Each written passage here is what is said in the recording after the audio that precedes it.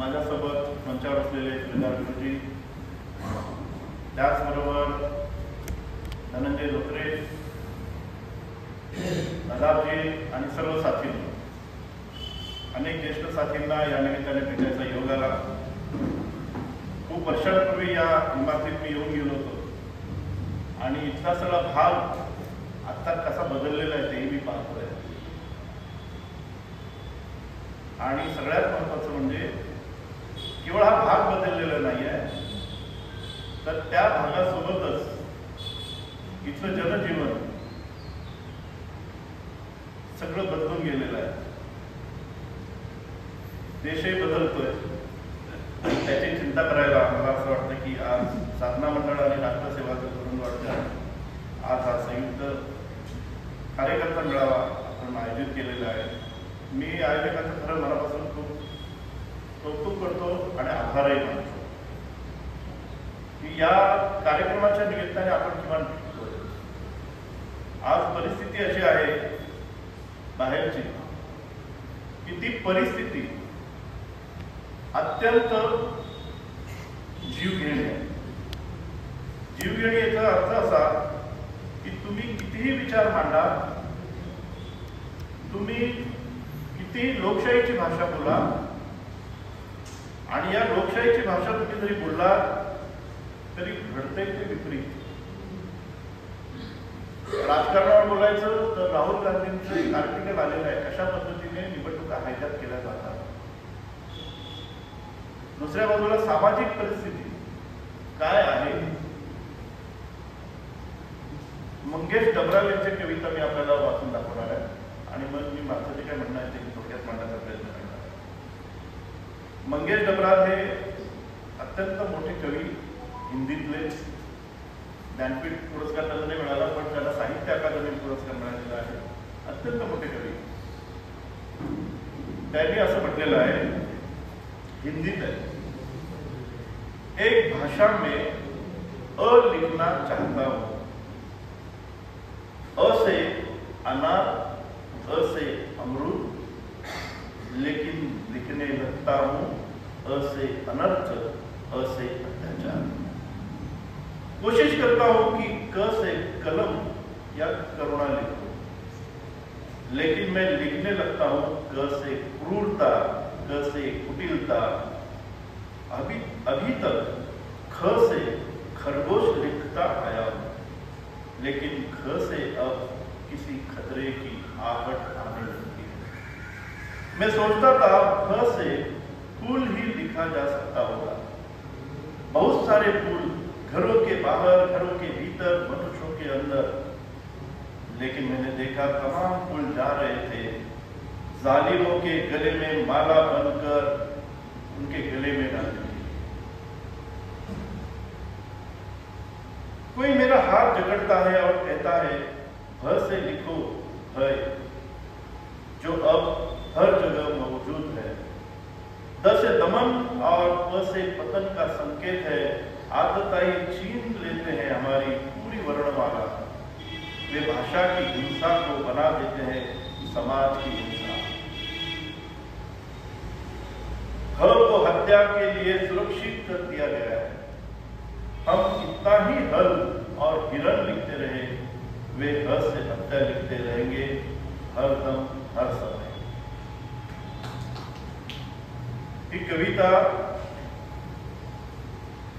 खूपच अस्वस्थ करणारी असली तरी ती वास्तवाला सामोरी जाणारी. अशा वास्तवात आपण काय करणार आहोत. मी आज सगळ्यांची सकाळपासून जेवढं शक्य झाली तेवढी भाषणं ऐकली आणि त्यांच्या बोलण्याचा जो रोग होता, त्यांच्या बोलण्याची जी कळकळ होती ती मी ऐकत होतो.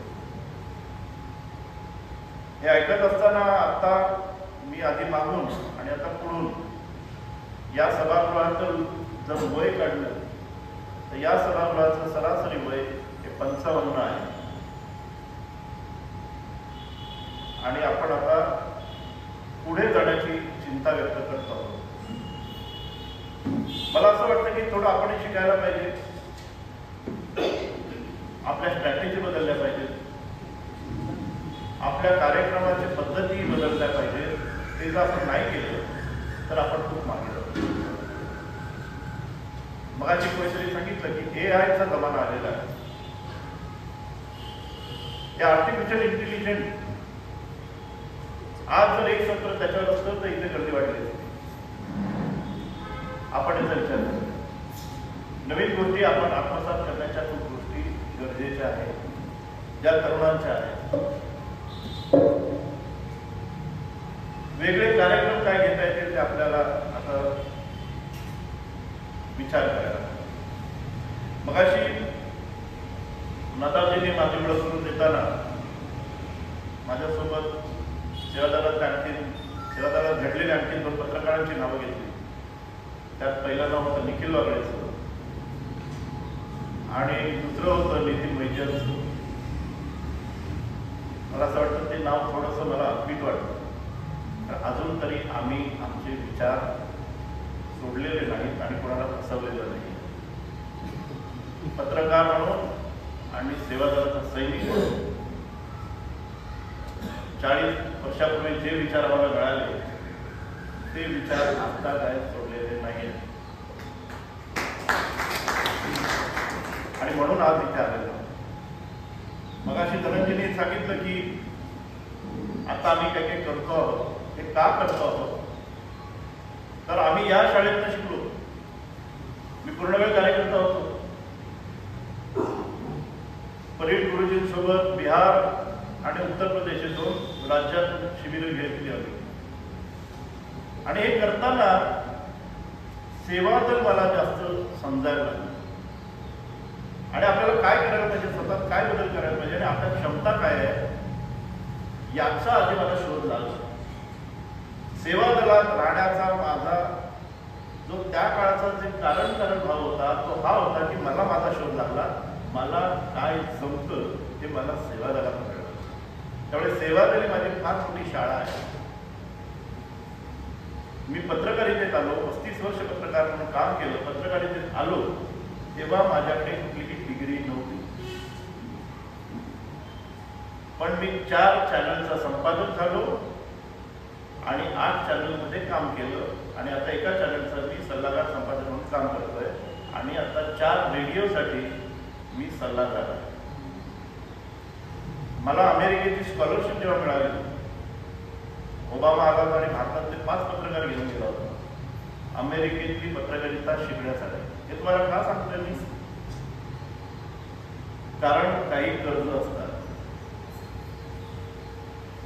आणि ती जी 5 पत्रकार जे नेमले त्याच्या क्रायटेरिया अमेरिकेने लावला असता. त्यातला माझा क्रायटेरिया जो होता तो होता ह्युमन राईटवर काम करणारा पत्रकार.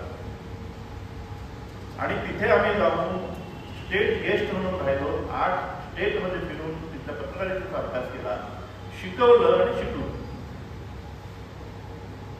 एका स्टेटमध्ये ज्याचं नाव आहे लिंकन ज्या स्टेटला आहे त्या स्टेटचं नाव आहे नेब्रास्का.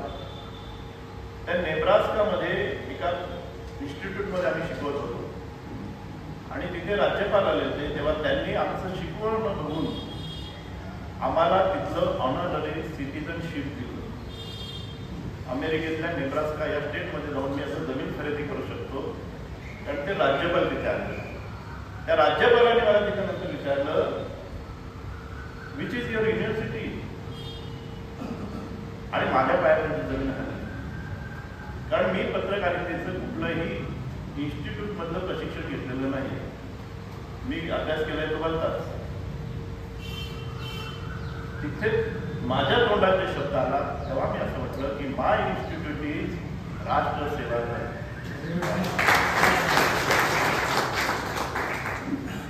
आणि हे झाल्यानंतर माझ्यासोबतचे असलेले 5 पत्रकार जे वेगवेगळ्या राज्यातले होते ते म्हणाले हमने तो सुना नहीं है कौन सी इन्स्टिट्यूट है. मग मी त्याला ती रात्र माझी इन्स्टिट्यूट सांगत होते. तर हे आमच्यावर असलेलं ऋण आहे आणि आज जर आमच्या सेवा दलाला आमची गरज असेल तेव्हा उभं राहिलं पाहिजे की नाही. आज आम्ही उभं आणि उभे राहणार. सांगायची गोष्ट एवढीच आहे की या 30-35 वर्षात नंतर आम्ही, मला असं वाटतं माझं शेवटचं जे असेल ते 91चं सुवर्ण महोत्सव त्यात आम्ही खूप इन्व्हॉल्व प्रत्यक्ष. आणि नंतर हळूहळू पत्रकारितेमुळे एक जॉनर बदलला, वेगळं त्याच्यात. कारण माझं असं आहे की ज्यात पडायचं त्यात पूर्ण फुल फ्लेज पडायचं.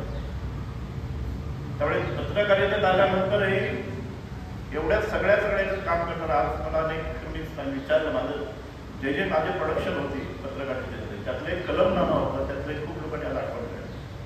सो आम्ही कुठलंही काम हे लोकांनी त्याची दखल घ्यावी असंच केलेलं आहे, कारण संस्कार पुन्हा सेवा झाला. सो ते काम करत असताना वेगळं आपल्याला काय करता येईल, आपल्याला लोकांनी आपली दखल घ्यावी, तरुणांनी विशेषतः आपली दखल घ्यावी, यासाठी आपल्याला काय करता येईल हा माझा ध्यास आहे. मग सेवा दलाच्या सगळ्या गोष्टी आम्ही करत होतो. जे जे विचार सेवा दलातून मिळाले तेच विचार वेगळ्या पद्धतीने लोकांसमोर मांडण्यासाठी वेगवेगळी माध्यमं मी वापरली. जे आत्ता माझं लेटेस्ट माध्यम आहे ते आहे रेडिओ. तर मला असं वाटतं की पुढचं माध्यम हे रेडिओच असणार, कारण आता सगळ्यांचा माध्यमांचा विश्वास बुडाला. आता याच्यात सेवा दलाचा काय संबंध आहे? तर सेवा दलाचा खूप संबंध आहे. मी जिथे जिथे जातो, मी बिहारमध्ये कुठे गेलो होतो, आता इलेक्शनच्या काळात पण जाणार आहे, तिथे सेवा दल म्हटल्यावर जवळ येणारी माणसं. महाराष्ट्राच्या त्या कुठल्याही गावात जा आणि तिथे सेवा दल म्हटलं की तुम्हाला चहा आणि राहण्याची सोय हमखास होते. हे ऍसेट आहे. आता हे ऍसेट जर असेल तर या ऍसेटचं आपण करायचं काय? आजची परिस्थिती काय आहे? मी मगाशी म्हटलं ना की आम्ही म्हणतो की आम्ही अन्याय घडू शेजारी की दुनियेच्या बाजारी, जाऊन तिथे जाऊ स्वातंत्र्य मंत्र हा गाव. आम्ही शिकलो. आज सेवा दलाचं अन्याय होतं. कसं धावणार होतं? आपली स्ट्रॅटेजी काय? म्हणून यांना नक्की सांगत आपण स्ट्रॅटेजीने काम करायला. सेवा दलाच्या अंतर्गत जे काही आपल्याला आव्हानं आहेत ते आव्हानं आहेतच, पण सेवा दलाच्या बाहेरची आव्हानं जी आहेत, देशासमोरची आव्हानं आहेत, समाजातली आव्हानं आहेत, या सगळ्याला आपण कशा पद्धतीने सामोरं जाणार आहोत. मी काही गोष्टी आपल्याबरोबर मांडतो. पहिली गोष्ट तर अशी आहे की संघटनात्मक आता इतकी सगळी माणसे बसलेली आहेत, दिवसभर बसली आहेत, जेवून हात धुवायलाही या मंडळीने तुम्हाला फुरसत दिली नाही. पण तरी का बसला आहात? तर ही जी पॅशन आहे, ही जी कमिटमेंट आहे, ही कमिटमेंट पैसे देऊन मिळत नाही, ही आतून असायला लागते. ती आतून आहे आणि खूप मोठी गोष्ट आहे. आज आपल्याला हीच जी कमिटमेंट आहे, तीच कमिटमेंट या आव्हानांना तोंड द्यायला पुरेशी. मग त्यासाठी आपण काय करणार आहोत? आपल्याला काही गोष्टी आता नव्याने कराव्या लागतील. काही गोष्टी आपल्या हातातल्या पण आहेत आणि काही गोष्टी आपल्या पण आहेत. सगळ्यात महत्वाचं म्हणजे जे आता मी मगाशी म्हटलं टेक्नॉलॉजीची होती, त्या टेक्नॉलॉजी सेवा दलाच्या कार्यक्रमांमध्ये कशी येईल. टेक्नॉलॉजी कशी आहे याचा अर्थ असा की माझं मूल्य सगळ्यात महत्वाचं आहे ते वैज्ञानिक दृष्टिकोनाचं आहे. मग या वैज्ञानिक दृष्टिकोनाला मी तरुणांना सोबत घेऊन काय कार्यक्रम करू शकतो? डॉक्टर जयंत नारळीकर आपल्यात नाही आहे. डॉक्टर जयंत नारळीकर आणि दाभोळकरांनी आम्हाला वैज्ञानिक दृष्टिकोन शिकवला. आज जयंत नारळीकर गेल्यानंतर आपण सेवा दलाने एकही कार्यक्रम का केला नाही? आपण अंतर्मुख होऊया. हे माझं ऍसेट आहे. ज्या माणसाने आंतरराष्ट्रीय स्तरावर काम केलं, ज्या माणसाने आपला ठसा उमटवला, ज्या माणसाला राजीव गांधी स्वतः बोलून त्याच्याशी टेक्नॉलॉजीच्या चर्चा करत होते, त्यांच्यामुळे इथलं खगोल तंत्र जे आहे ते अगदी विकसित झालं. हे माझं ऍसेट आहे. आपलं आता आपली ऍसेट सुधारली, ही माझी संपत्ती आहे ना. मग आपण जयंत नारळीकरांसाठी का नाही काय करत? परवाच मी आता कार्यक्रम करून आलो. गोरेगावात आम्ही कार्यक्रम घेतला, सेवा दलाच्या वतीने घेतला. कार्यक्रम काय होता? जयंत नारळीकरांना श्रद्धांजली वाहण्याचा कार्यक्रम. भाषण नाही. आपण आता थोडं बदलूया. मी एका तरुण ऍस्ट्रॉनॉट मुलीला आणलं. त्या मुलीचं नाव आहे श्वेता कुलकर्णी. तुम्ही जाऊन तिचं प्रोफाईल बघा. श्वेता कुलकर्णी ही आजच्या घडीची वैज्ञानिक दृष्टिकोन मानणारी, मला असं वाटतं मराठीतील ती एकमेव तरुण. तिचे वडील मोठे IAS ऑफिसर आहेत. पण ही मुलगी, तिची पॅशन बघा, तिच्या मागे कुठली संघटना नाही. नारळीकरांना आपल्याला भेटायचं आहे म्हणून नारळीकरांचे कार्यक्रम जिथे जिथे जिथे असतील तिथे तिथे जात होती. छोटी मुलगी होती, 10-15 वर्षाची.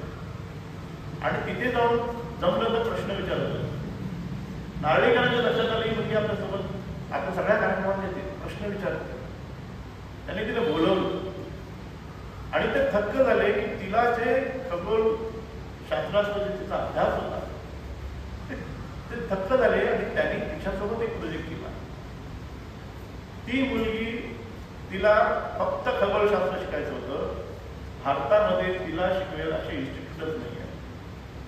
मग तिने तिथं शोधलं. तिने लंडनच्या एका इन्स्टिट्यूटमध्ये वैशाल पद्धतीने ती आता खगोलशास्त्राची अभ्यासक होणार आहे. तिचं आता ग्रॅज्युएशन पुढच्या वर्षी होईल. पण ती मुलगी आता खगोलशास्त्रातल्या एका कंपनीची CEO आहे आणि इंटरनॅशनल आहे.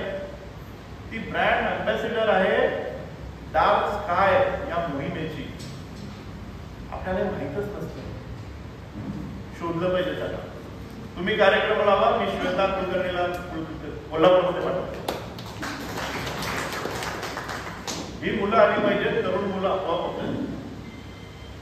याला शोधलं पाहिजे. आणि ती ज्या पद्धतीने ग्रह ताऱ्यांवर आणि बुवाबाजीवर बोलते, अनेक वर्ष काम केलेले अंधश्रद्धा निर्मूलनाचा कार्यकर्ता जो सांगू शकत नाही तेवढं ती बोलते. कारण तिचा अभ्यास आहे, तिने स्वतःला प्रूव्ह केलेला आहे. नारळीकरांचा हात तिच्या पाठीशी होता.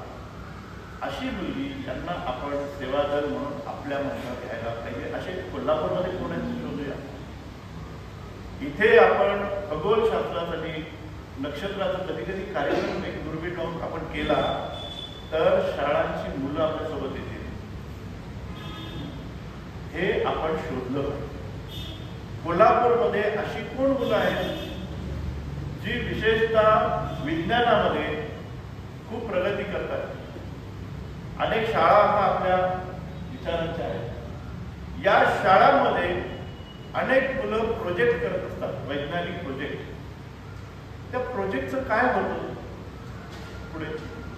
खूप मुलं ती वेड्यासारखे काम करत असतात, पॅशनने काम करत असतात. आणि ते प्रोजेक्ट जे होतात, सेवा दलाने कोल्हापूरच्या या सगळ्या शाळेतल्या मुलांचं बेस्ट ज्याचा प्रोजेक्ट आहे त्याचं प्रदर्शन लावलं तर ते चालणार नाही का?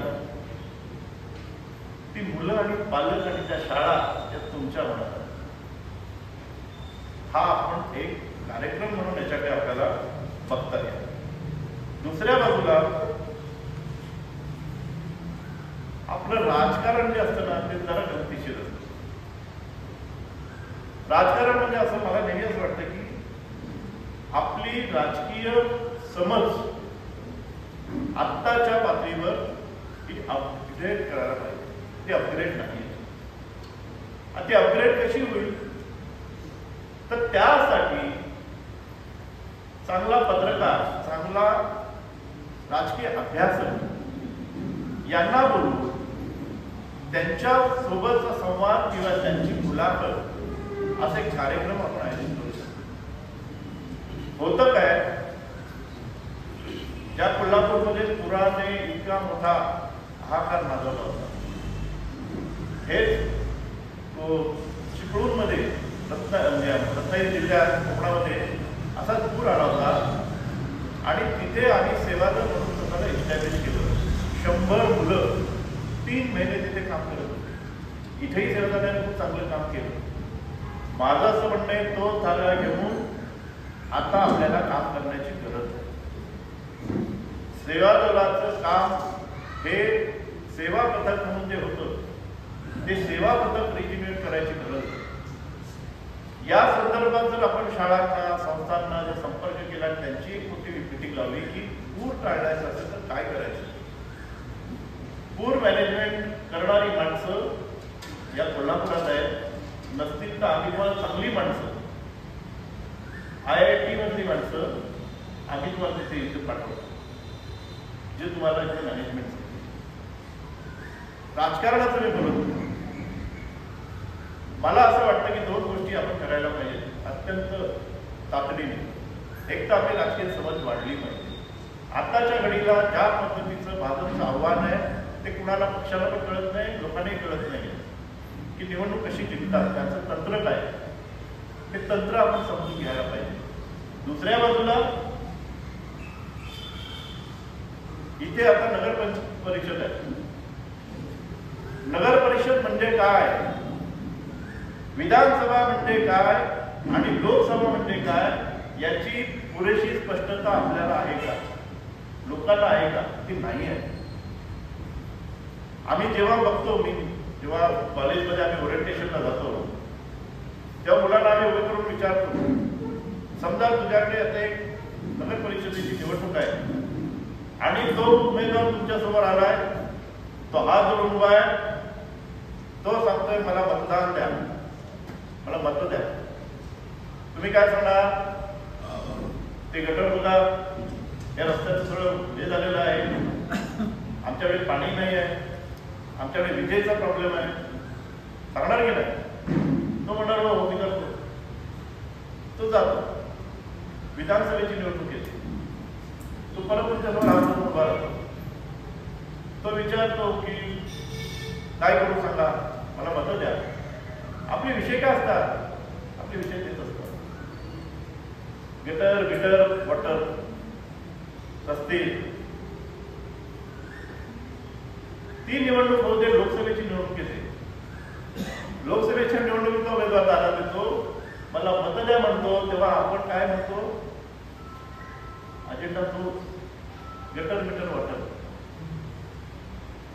आपल्याला हे प्रशिक्षण करणं गरजेचं आहे की तो लोकसभेचा उमेदवार जो येतोय त्याला काय सांगायचंय, त्याला तिथे जाऊन काय करायचंय, त्याची कर्तव्य काय आहे तिथली, देशाचा विचार करायचा म्हणजे काय करायचंय.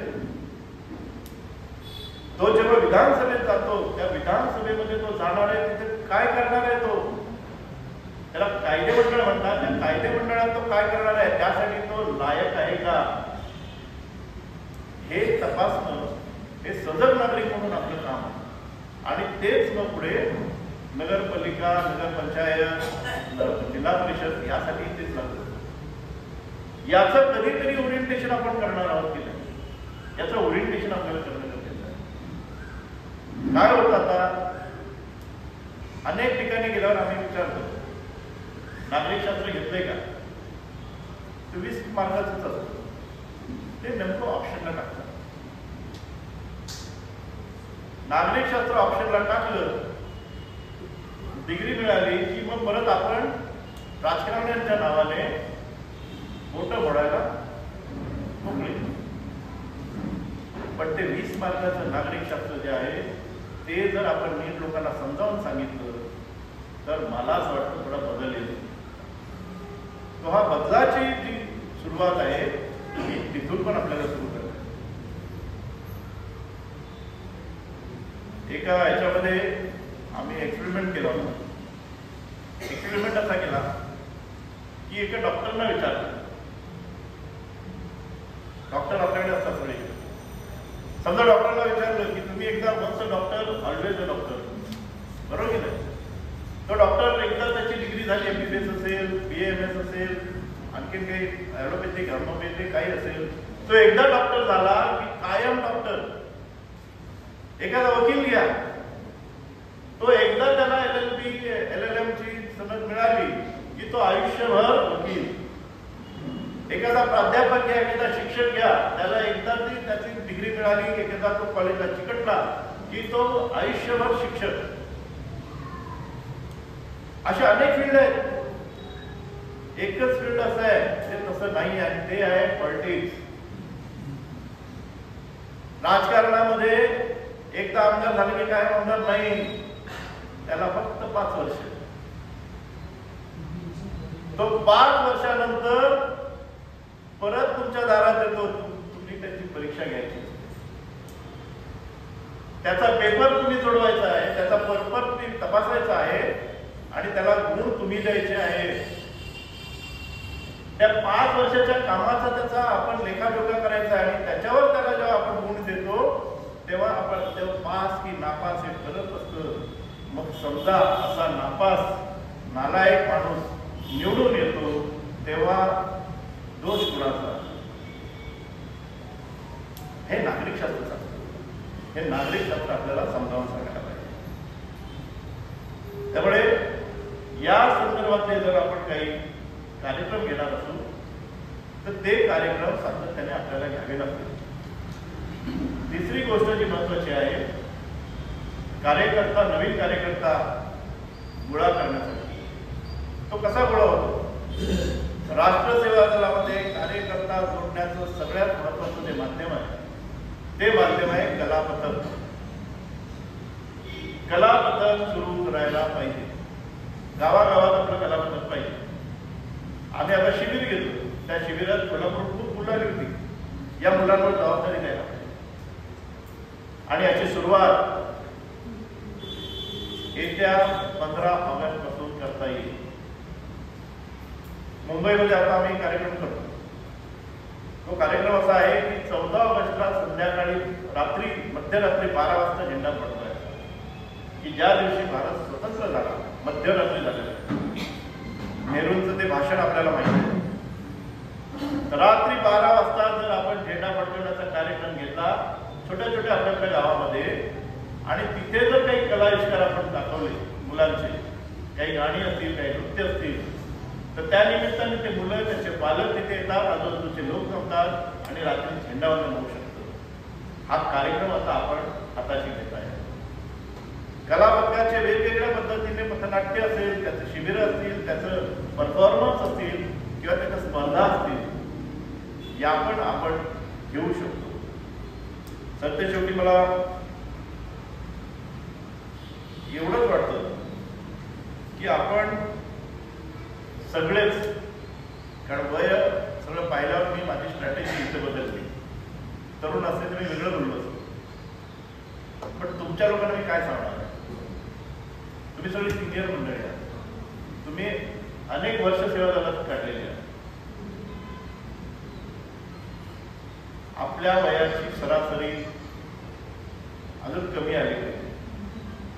कमी आली पाहिजे याचा अर्थ असा की 18-15 पर्यंत आपण कसं पोहोचू, यासाठी आपल्याला काही, आता मला माहिती आहे विद्यार्थ्यांचं असं झालंय की शिक्षण, ट्युशन हे इतक्या भानगडी आहेत की मुलं आपल्याला हाताशी लागत नाही. आणि सगळ्यात महत्वाचं म्हणजे पुन्हा सेवा दलावर, आणि तुम्हाला सेवा दलाची कळकळ मला तुमच्या सगळ्यांच्या चेहऱ्यावर दिसते. आज इथे जमण्याचं जे कारण आहे आपलं तेच आहे की टायगर अभी जिंदा है हे सांगण्याचा प्रयत्न आहे. पण ते काय होतोय, त्याला